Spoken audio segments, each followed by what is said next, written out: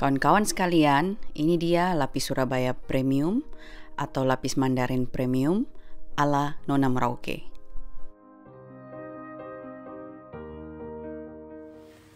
Selamat mencoba semua. Halo semua, kembali lagi dengan saya, Nona Merauke.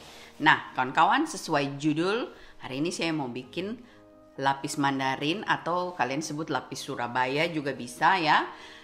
Yang nomor 1 yang banyak telur. Nomor 1 kayaknya kalau di Indonesia orang bilang premium ya.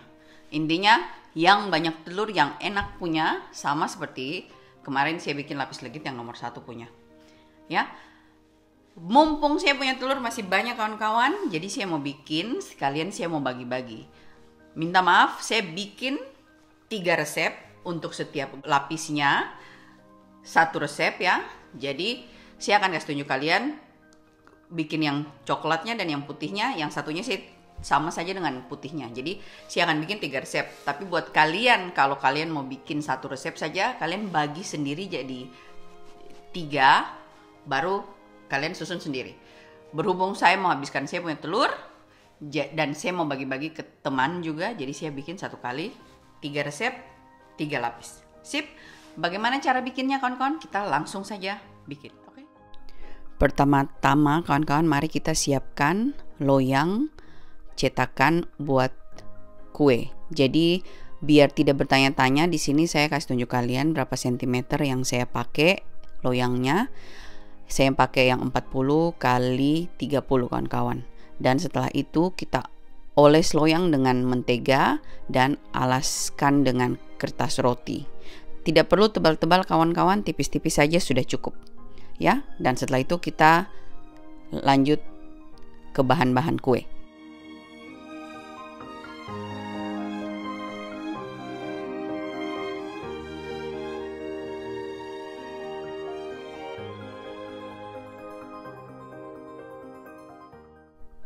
Sebelum kita mulai mengaduk bahan-bahan atau mengocok bahan-bahan, kita panaskan oven dengan api atas bawah kawan-kawan dan 200 derajat. Ya, kita panaskan terlebih dahulu. Setelah itu kita siapkan bahan-bahan dan adonannya. Mari kita mulai bikin. Jadi di sini saya pakai mentega ya, 250 gram. Jadi nanti saya taruh di description box jumlah totalnya kalau kita campur supaya dapat mentega yang enak ya. Dan ini kita cairkan. Di sini saya pakai tepung maizena, susu bubuk, gula halus, tepung terigu, rum bakar, susu kental manis sedikit, dan TBM untuk emulsifnya. Serta di sini saya pakai telur, 5 butir telur utuh dan sisanya kuning telur semua kawan-kawan. Ini belum cukup ya, jadi saya harus buat lagi. Nah, mari pertama saya kasih masuk butter di sini, terus saya cairkan terlebih dahulu. Kawan-kawan, total telur 550 gram. Di sini saya pakai 5 utuh dan sisanya kuning telur semua. Tapi jika kalian mau lebih halus dan lebih padat dan lebih lembut, kalian boleh pakai 550 gram semua kuning telurnya saja. Kali ini saya mau tunjukkan ke kalian yang tidak semuanya pakai kuning telur. Ya. Setelah itu kita tambahkan TBM. Setelah itu kawan-kawan kita masukkan semua bahan ini. Setelah butter mencair kawan-kawan, dan sekarang kita campur gula halus, susu bubuk, maizena, dan terigunya ke dalam semua, baru kita mixer kawan-kawan.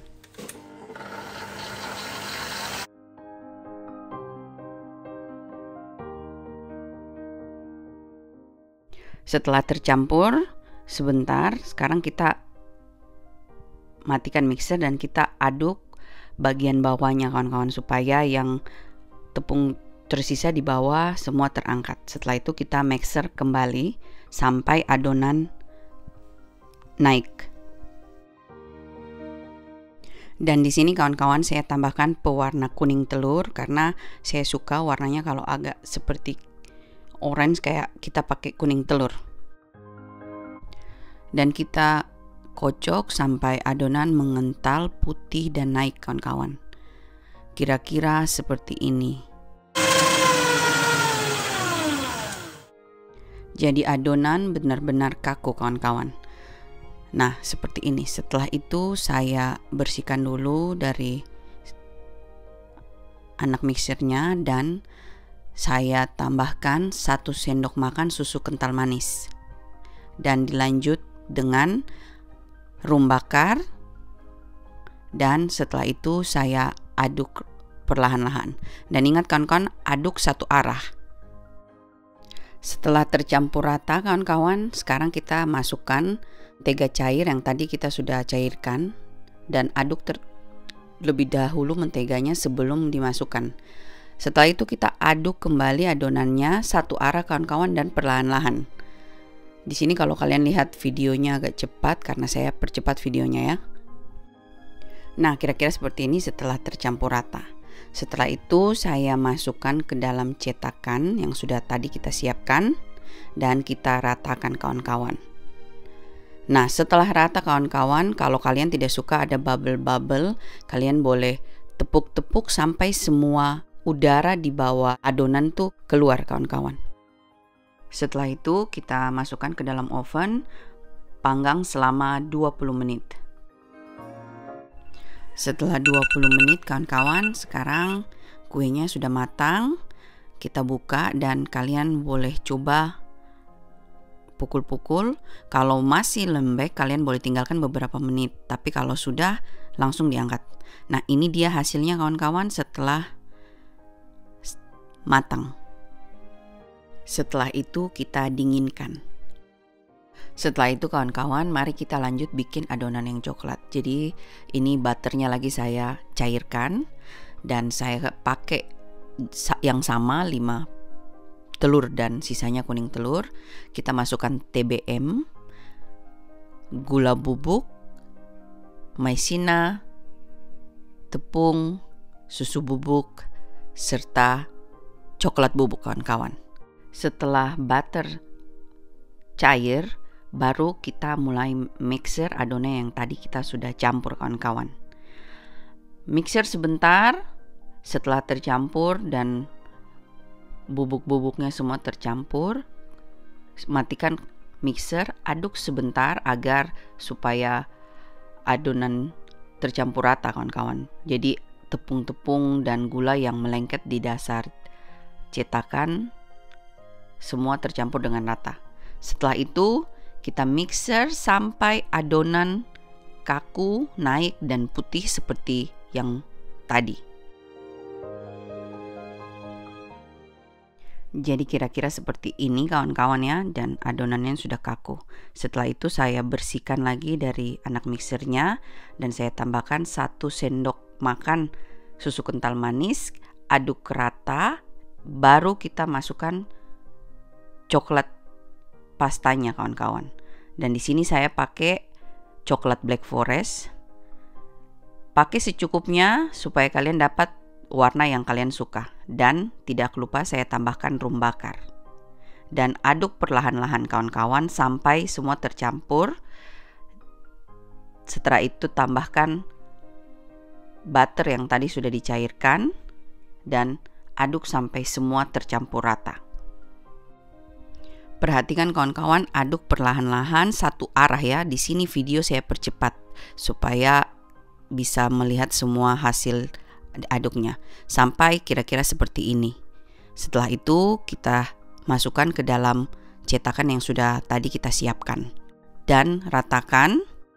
Jangan lupa banting-banting supaya udaranya keluar jika kalian suka ya. Setelah itu kita masukkan lagi ke dalam oven, kita panggang selama 20 menit. Di sini saya kasih 22 menit karena yang sebelumnya saya mesti tambah 2 menit supaya hasilnya sesuai yang saya mau. Nah, setelah matang kawan-kawan, kita buka lagi dan kita coba seperti tadi. Jika sudah cukup, tidak lagi terlalu lembek atasnya, kita bisa angkat dan kita dinginkan kawan-kawan. Kawan-kawan sekalian, mari kita susun. Jadi ini saya punya banyak kuning telurnya, ini yang ekonomis. Saya gunakan selai stroberi untuk merekatkan. Jadi kawan-kawan, seperti kalian lihat ini sudah 1 malam ya.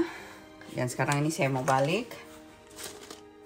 Pada saat kita susun kue, kawan-kawan, sebaiknya kuenya tuh sudah dingin, jadi lebih gampang dikerjakan kalau daripada masih hangat. Nah, di sini saya balik dan saya buang kertas rotinya dan saya oleskan selai stroberi secara merata dan tipis saja kawan-kawan, karena hanya untuk merekatkan.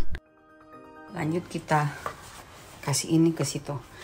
Kalau kalian punya ini ada kulitnya ya kawan-kawan, kalian harus keluarkan kulitnya. Tapi saya punya ini kulitnya kayaknya tidak ya, jadi saya cuma bikin begini ya kawan-kawan. Jadi saya lukai kulit atas kuenya supaya pada saat dikasih ke selai dia melengket dengan baik kawan-kawan.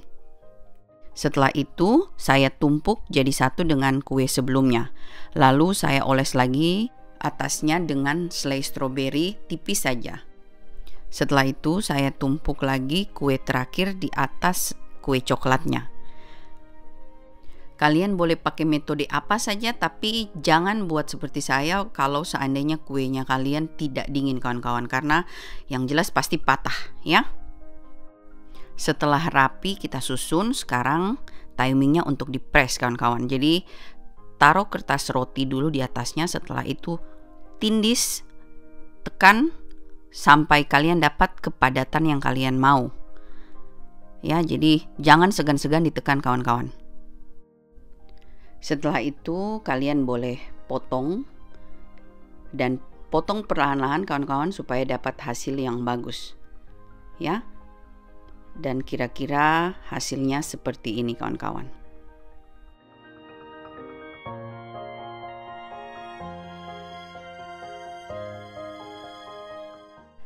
Dan ini dia setelah dipotong. Dan kawan-kawan, di sini saya tekan kira-kira tingginya tinggal 8 cm. Setelah itu saya potong per 8 cm kawan-kawan. Saya potong dulu semua kuenya kawan-kawan, dan setelah itu kita hias. Dan seperti biasa kawan-kawan, setelah hias dan foto, di akhir video saya akan bungkus satu persatu dengan plastik warping. Nah kawan-kawan, ini dia lapis Surabaya Premium ala Nona Merauke.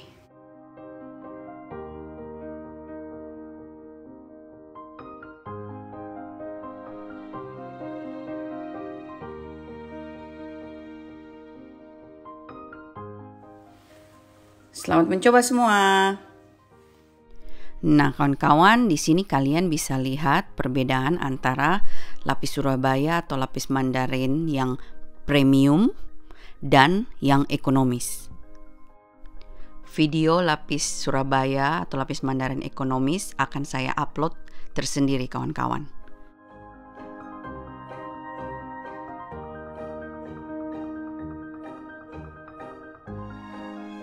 Nah kawan-kawan, akhirnya saya punya lapis Surabaya yang biasa saya pakai untuk jual ya, yang biasa kalau seandainya saya bikin kue cake atau kue pakai fondant, yang selalu saya pakai itu resep yang ini, yang putih sedikit terus sisanya kuning telur semua.